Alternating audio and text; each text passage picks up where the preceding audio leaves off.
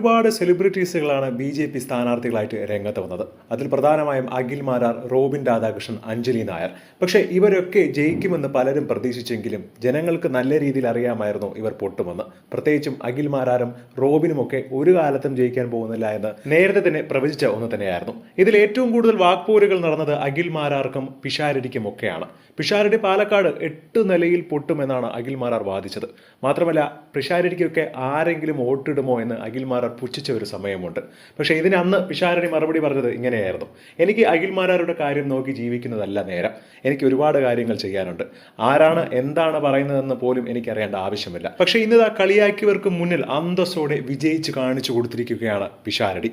രാഷ്ട്രീയത്തിൽ ആദ്യമായി ഇറങ്ങിയ പിഷാരടി ശോഭാ സുരേന്ദ്രനെ പോലും വെട്ടിച്ചുകൊണ്ടാണ് ഇപ്പോൾ വിജയം കൈവരിച്ചിരിക്കുന്നത്. സെലിബ്രിറ്റി സ്ഥാനാർത്ഥികളിൽ ഇത്തവണ ഏവരും ഉറ്റുനോക്കിയതും രമേശ് പിഷാരടിയുടെ പ്രകടനത്തിൽ തന്നെയായിരുന്നു.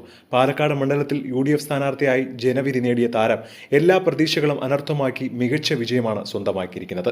ഏകദേശം 13,147 വോട്ടുകളുടെ വ്യക്തമായ ഭൂരിപക്ഷത്തോടു കൂടിയാണ് ഇപ്പോഴത്തെ കന്നി നിയമസഭാ പ്രവേശനം ഉറപ്പാക്കിയിരിക്കുന്നത്.